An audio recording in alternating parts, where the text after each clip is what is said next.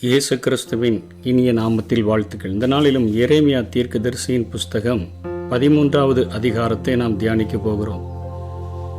இந்த அதிகாரத்திலே சணல் கச்சையை கொண்டு ஆண்டவர் யூத ஜனங்களுக்கு போதிப்பதையும், திராட்சை ஜாடிகளை கொண்டு போதிப்பதையும், சிறையிருப்பு பற்றிய பயமுறுத்துதல்களையும் இந்த அதிகாரம் உள்ளடக்கியதாக காணப்படுகிறது. இந்த அதிகாரத்தில் முதல்ல ஆண்டவர் உனக்கு ஒரு சணல் கச்சையை, அதாவது லினான் பெல்ட் என்று சொல்கிறோமே, அப்படிப்பட்ட ஒரு பெல்ட்டை வாங்கி உன் அறையில் கட்டிக்கொள், அதை தண்ணீரில் பட ஒட்டாதே என்று ஆண்டவர் சொல்லுகிறதை பார்க்கிறோம். தேவன் இஸ்ரவேலரை எகிப்திலிருந்து மீட்டு மிகவும் பத்திரமாக பாதுகாத்து வந்ததை தான் இந்த தண்ணீர் படாமல் பத்திரப்படுத்தக்கூடிய அடையாளமாக இங்கே சொல்லப்படுகிறது. அவன் அதே போல அந்த கச்சையானது அந்த நாட்களிலே எகிப்திலிருந்து இறக்குமதி செய்யப்படக்கூடியதாக இருந்தது. மிகவும் விலையேறப்பெற்ற அந்த கச்சையை வாங்கி தன்னுடைய அறையிலே கட்டி கொண்டான். திரும்ப இரண்டாம் விஷயம் எரேமியாவுக்கு அந்த வார்த்தை உண்டாகி, நீ வாங்கின உன் அறையில் கட்டியிருக்கிற அந்த கச்சை எடுத்துட்டு ஐபிராத் நதி மட்டும் போய் என்று சொன்னால், எருசலேமிலிருந்து கிட்டத்தட்ட 563 கிலோமீட்டர்லிருந்து 600 கிலோமீட்டர் தூரம் உள்ள அந்த ஐபிராத் நதியில் போய் நீ அங்கே கொண்டு போய் அதை அங்கே ஒரு கண்மலையின் வெடிப்பில் ஒளித்துவை என்று சொல்லுகிறார். அவர் கட்டளையிட்டபடியே ஐபிராத் நதியின் ஓரத்தில் ஒளித்து வைத்தார். அநேக நாட்கள் சென்ற பின்பு கர்த்தர் என்னை நோக்கி, நீ எழுந்து ஐபிராத் நதிக்கு போய் அங்கே ஒளித்து வைக்க நான் உனக்கு கட்டளையிட்ட கச்சையை அவ்விடத்திலிருந்து எடுத்துக்கொண்டு வா என்று சொல்லுகிறார். அப்பொழுது இவர் போய் ஒளிச்சு வச்ச அந்த கச்சையை தோண்டி அதை எடுத்த பொழுது அந்த கச்சை கெட்டு போய் ஒன்றுக்கும் உதவாம இருந்ததை அவர் கண்டார். அப்பொழுது ஆண்டவருடைய வார்த்தை அவருக்கு உண்டாகி, இப்படியே நான் யூதாவினுடைய பெருமையையும் எருசலேமினுடைய மிகுந்த பெருமையையும் கெட்டுப்போக பண்ணுவேன் என்று சொல்லுகிறதை பார்க்கிறோம். அதாவது எப்படி ஒரு சணல் கச்சையானது ஒரு இடுப்பில் அத்தனை நெருக்கமாக நமக்கு கட்டப்படுகிறதோ, அதே போல யூதாவும் இஸ்ரவேல் ஜனங்களும் ஆண்டவருக்கு அத்தனை நெருக்கமுடையவர்களாக இருந்தார்கள். அவர்களை தேவன் இஸ்ரவேலை எகிப்திலிருந்து மீட்டு பத்திரமாக பாதுகாத்து கொண்டு வந்தார். அவர்களோ ஆண்டவருடைய சொல்லை கேளாம போனபடினால, அதாவது 11ஆம் வசனத்துல கச்சையானது மனுஷனுடைய அறைக்கு சேர்க்கையா இருக்கிறது போல, சேர்க்கை என்பது கட்டிக்கொள்வதற்காக அது உதவுகிறது போல, நான் இஸ்ரவேல் குடும்பத்தார் அனைவரையும், யூதாவின் குடும்பத்தாரை அனைவரையும் எனக்கு ஜனங்களாக, கீர்த்தியாக, துதியாக, மகிமையாக சேர்க்கையாக்கி கொண்டேன், கட்டி கொண்டேன். அவங்க தான் எனக்கு கீர்த்தி, அவங்க தான் எனக்கு துதி, அவங்க தான் எனக்கு மகிமை அப்படின்னு சொல்லுகிறார். இதற்கு முந்தின அதிகாரத்தில் என் சுதந்திரம் என்றே சொல்லுகிறார். அத்தனையாய் நான் அவர்களை கட்டி கொண்டேன், சேர்க்கையாக்கி கொண்டேன்.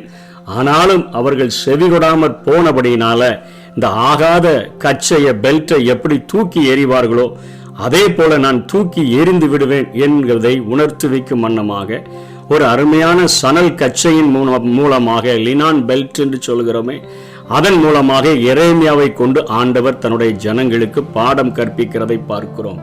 இரண்டாவது ஒரு பாடத்தை கற்பிக்கிறார் இந்த அதிகாரத்தில். சகல ஜாடிகளும் திராட்சை ரசத்தினால நிரப்பப்படும் என்று இஸ்ரவேலின் தேவனாகிய கர்த்தர் உரைக்கிறார் என்கிற வார்த்தையை அவர்களுடனே சொல்லு அப்படின்னு சொல்றார். அவர்கள் சகல ஜாடிகளும் திராட்சை ரசத்தால நிரப்பப்படுவது எங்களுக்கு தெரியாதா, என்ன புதுசா எதையாவது சொல்றியா அப்படின்னு அவர்கள் கேட்கிறார்கள். அந்த நாட்களிலே 2 அடி உயரமுள்ள களிமண்ணால செய்யப்பட்ட 100 லிட்டர் தண்ணீர் பிடிக்கக்கூடிய கற்சாடிகளை அவர்கள் வைத்திருந்தார்கள். மண் ஜாடிகளை, களிமண்ணினால் செய்யப்பட்டதை.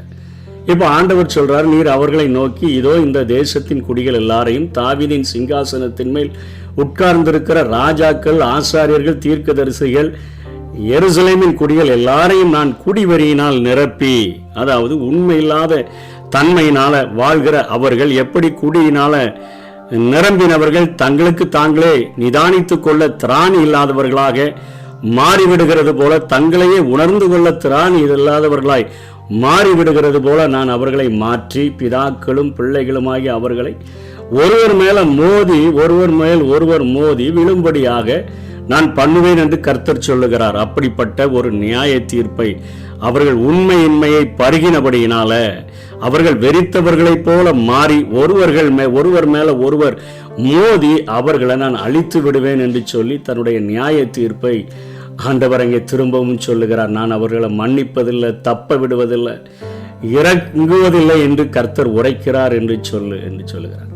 நீங்கள் செவி கொடுத்து கேளுங்கள், மேட்டிமையாய் இராதேயுங்கள் என்று கர்த்தர் விளம்புகிறார். இப்போ அதுக்கு அடுத்தபடியாக 16ஆம் வசனத்திலிருந்து கீழே வரைக்கும் அந்த சிறையிருப்பு பற்றிய பயமுறுத்துதல்களை குறித்து இங்கே எரேமியா குறிப்பிடுகிறதை பார்க்கிறோம்.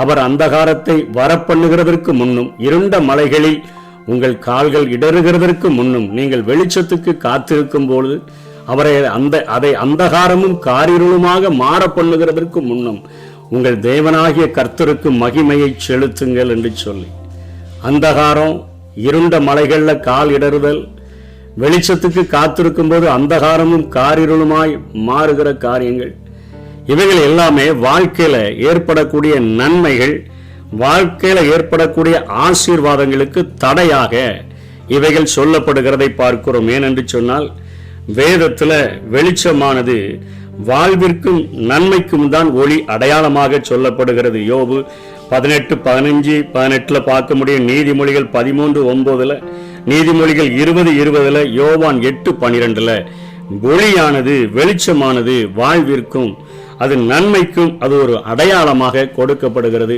அப்படிப்பட்ட வாழ்க்கையில நன்மைகள் இல்லாதபடி உன் வாழ்க்கை மாறி போய்விடும். அதற்கு முன்பாக நீ கர்த்தருக்கு செலுத்த வேண்டிய மகிமையை செலுத்து என்று சொல்லி சிறையிருப்பை பற்றிய ஒரு பயமுறுத்துதலை இங்கே எரேமியா தொடங்குகிறதை பார்க்கிறோம். நீங்கள் கேளாம போனீங்கன்னா தன் நிலைமையும் ஆண்டவருடைய நிலைமையும் சொல்லுகிறார்.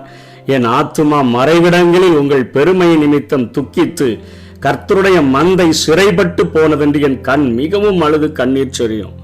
ஆண்டவருடைய நிலைமை அதுதான். கடந்த அதிகாரத்துல என்னுடைய கைகள் நெகிழ நான் விட்டுட்டேன், என் வீடு, என் திராட்சை தோட்டம், என்னுடைய பலவர்ண பட்சி, என்னுடைய சிங்கம் என்றெல்லாம் சொன்னார.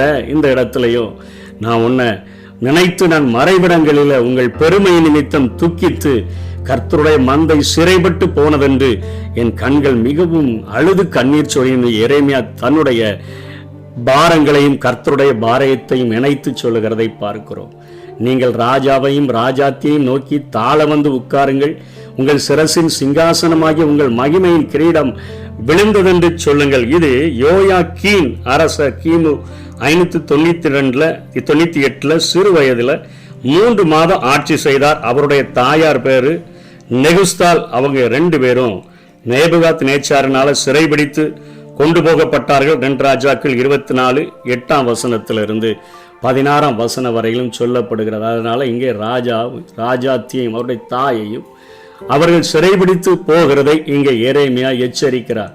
தெற்கில் உள்ள பட்டணங்கள் அடைக்கப்பட்டன என்பது நெகேவ் பட்டணங்கள். இவர்கள் தப்பி போகிறதற்கு வழிகள் இல்லாதபடி எல்லா பக்கமும் அடைப்பு உண்டாகிறோம். 19 வசனத்துல யூதா அனைத்தும் நாடு கடத்தப்படும் என்கிற ஒரு தீர்க்க தரிசனத்தை இங்கே சொல்லுகிறதை பார்க்கிறோம். வடக்கே இருந்து வருகிறவனை பாருங்கள், அவன் உங்களுக்கு கொடுக்கப்பட்டிருந்த மந்தையும் உன் மகிமையான ஆட்டுக்கிடையும் எங்கே என்று சொல்லுகிறதை பார்க்கிறோம். இந்த 20ஆம் வசனம் 21ஆம் வசனத்துல எசேக்கியா ராஜா இங்கே ஆண்டவர் ஒரு அருமையான வார்த்தையை எரேமியாவின் மூலமாக பேசுகிறார். பழக்குவித்தாயே, அவர் உன்னை விசாரிக்கும் நாளில் என்ன சொல்லுவாய்? அவர்கள் உண்மையில் ஆதிக்கக்காரரும் தலைவருமா இருக்க நீ அவர்களை பழக்குவித்தாயே, நீதான் அவர்களை பழக்குவித்தாய் என்று சொல்கிறார். ஏனென்று சொன்னால் எசேக்கியா வியாதிப்பட்டு சுகமான பொழுது அங்கே பாபிலோனில் இருந்து அவரை விசாரிக்கும்படியாய் வந்தார்கள். கிமு 716 687 வரை எசேக்கியா அரசாட்சி செய்கிற போது அவர்கள் விசாரிக்க வந்தது ஏசாயா 36ஆம் அதிகாரத்திலிருந்து 39ஆம் அதிகாரம் வரையிலும் ஏசாயா சொல்லுகிறான். யோயாக்கீம் அரசனும் ஒரு ரகசிய உடன்படிக்கையை செய்திருந்தான். நீங்க அவன் தலைவனா இருக்கிறான், உன்னை அழிக்கிறதுக்கு அவன் இருக்கிறான், நீ அவனை போய் பழக்கு வச்சு எனக்கு எல்லா நன்மையும் செய்வாய் என்று நினைக்கிறாயே என்று சொல்லி அங்கே சொல்லிட்டு அவர் சொல்லுகிறார், கற்ப வேதிக்கு பிரசவ வேதனை உண்டாகும் போது உண்டாகும் வேதனையைப் போல வேதனைகள் உன்னை பிடிப்பதில்லையோ, அவன் நிமித்தமாக உனக்கு இவ்வளவு பெரிய வேதனைகள் வரப்போகிறது என்று சொல்லி ஆண்டவர் எச்சரிக்கிறதை பார்க்கிறோம். 22ஆம் வசனம் 26ஆம் வசனங்களில் வஸ்திரத்தினுடைய ஓரங்கள் விளக்கப்பட்டு, அப்படின்னா யூதாவின் மேல வரவிருக்கிற தாக்குதல் பாலியல் வன்முறையோடு கூட அது ஒப்பிடப்பட்டு அவர்களுக்கு சொல்லப்படுகிறதை பார்க்கிறோம். 23ஆம் வசனத்துல தீமை செய்து பழகின மக்கள் நன்மை செய்ய முடியாது என்கிற காரியத்தையும் இங்கே எரேமியா குறிப்பிடுகிறார். எத்தியோப்பியன் தன் தோலையும் அவனுடைய அந்த கருப்பு மாற்ற முடியாது, சிவிங்கி தன் மேல இருக்கிற புள்ளிய மாற்ற முடியாது. அதே போல அதே கூடுமானால் தீமை செய்ய பழகின நீங்களும் நன்மை செய்யக்கூடும் என்று சொல்லுகிறதை பார்க்கிறோம். ஆனால் புதிய ஏற்பாட்டில் வாழ்கிற பரிசுத்தவான்களாகிய நமக்கு ஒரு நல்ல ஒரு வாக்குத்தத்தமானது கொடுக்கப்படுகிறது. ஆண்டவரால் இது முடியும். எபேசியர் 2ஆம் அதிகாரம் 1ஆம் வசனத்திலிருந்து 8ஆம் வசனம் வரையிலும் அக்கிரமங்களினாலும் பாவங்களினாலும் மரித்தவர்களாயிருந்த உங்களை உயிர்ப்பித்தார். அவைகளில் நீங்கள் முற்காலத்தில் இவ்வுலக வழக்கத்திற்கு ஏற்றபடியாகவும் கீழ்ப்படியாமையின் பிள்ளைகளிடத்தில் இப்பொழுது கிரியை செய்கிற ஆகாயத்து அதிகார பிரபுவாகிய ஆவிக்கேற்றபடியாகவும் நடந்து கொண்டீர்கள். அவர்களுக்குள்ளே நம்மெல்லாரும் முற்காலத்தில் நமது மாம்ச இச்சையின்படியே நடந்து நமது மாம்சமும் மனசும் விரும்பினவைகளை செய்து சுபாவத்தினாலே மற்றவர்களைப் போல கோபாக்கின் பிள்ளைகளாய் இருந்தோம். தேவனோ இரக்கத்தில் ஐஸ்வர்யம் உள்ளவராகி நம்மில் அன்பு கூர்ந்த தம்முடைய மிகுந்த அன்பினாலே அக்கிரமங்களில் மரித்தவர்களாயிருந்த நம்மை கிறிஸ்துவுடனே கூட உயிர்ப்பித்தார். கிருபையினாலே ரட்சிக்கப்பட்டீர்கள். கிறிஸ்து இயேசுவுக்குள் அவர் நம்மிடத்தில் வைத்த தயவினாலே தம்முடைய கிருபையின் மகா மேன்மையான ஐஸ்வர்யத்தை வருங்காலங்களில் விளங்கச் செய்வதற்காக கிறிஸ்து இயேசுவுக்குள் நம்மை அவரோடு கூட எழுப்பி உன்னதங்களில் அவரோடு கூட உட்காரவும் செய்தார். கிருபையினாலே விசுவாசத்தை கொண்டு ரட்சிக்கப்பட்டீர்கள். இது உங்களால் உண்டானதல்ல, இது தேவனுடைய ஈவு. ஒருவேளை பழைய ஏற்பாட்டின் நாட்கள்ல எத்தியோப்பியன் தன் தோலையும் சிவிங்கி தன் புள்ளிகளை மாற்றக்கூடுமோ? கூடுமானால் தீமை செய்ய பழகின நீங்களும் நன்மை செய்யக்கூடும். ஆனால் நமக்கோ குமாரன் விடுதலை ஆக்கினால் மெய்யாகவே விடுதலை ஆவீர்கள். அதைத்தான் எபேசு சபைக்கு பவுல் 2ஆம் அதிகாரம் 1ஆம் வசனத்திலிருந்து 8ஆம் வசனம் வரை எழுதுகிறார். கிருபையினாலே விசுவாசத்தை கொண்டு ரட்சிக்கப்பட்டீர்கள். இது உங்களால் உண்டானதல்ல, இது தேவனுடைய ஈவு என்று சொல்லுகிறார். கடைசியாக ஒரு ஏக்கத்தோடு கூட கேள்வியோடு கூட இந்த அதிகாரத்தை முடிக்கிறதை நாம் பார்க்கிறோம். 27ஆம் வசனத்துல உன் விபச்சாரங்களையும் உன் கணைக்குதலையும் வெளியிலே நீ பண்ணின வேசித்தனத்தின் முறைகேடுகளாகிய உன் அருவருப்புகளையும் கண்டேன். எருசலேமே உனக்கு ஐயோ, நீ சுத்திகரிக்கப்பட மாட்டாயோ, இது இன்னும் எத்தனை காலத்துக்கு நடக்கும் என்று சொல்லி ஆண்டவர் கேள்வி கேட்கிறது போல இங்கே முடிக்கிறதை நாம் பார்க்கிறோம். பாவத்திலிருந்து மனம் திரும்பும்படி கர்த்தர் மீண்டும் மீண்டும் யூதரை அழைத்தார். அவர்கள் திரும்பாத போது அவர்களை மிகுந்த வேதனைகளுக்கும் பாடுகளுக்கும் ஒப்பு கொடுத்தார். அவ்வாறே இன்றைக்கும் உலக மக்கள் யாவரையும் மனம் திரும்பும்படியாக ஆண்டவர் அழைக்கிறார். பூமியிலே வாழ்ந்த பொழுது மனம் திரும்புங்கள், பரலோக ராஜ்யம் சமீபித்து இருக்கிறது என்று பிரசங்கித்த ஆண்டவர் அவர்களுடைய சீஷர்களும் அப்போஸ்தலர்களும் மனம் திரும்புங்கள், பரலோக ராஜ்யம் சமீபித்து இருக்கிறது என்று பிரசங்கித்த போதிலும் நம்ம மனம் திரும்பாம இருந்தோன்னு சொன்னா நிச்சயமாக நமக்கும் மிகுந்த வேதனைகளும் பாடுகளும் நமக்கு வந்துவிடும். இன்றைக்கு மனம் திரும்புகிறதற்கு ஆண்டவர் கிருபையை தாராளமாக ஏராளமாக பொழிந்தருளக்கூடியவராக இருக்கிறார்.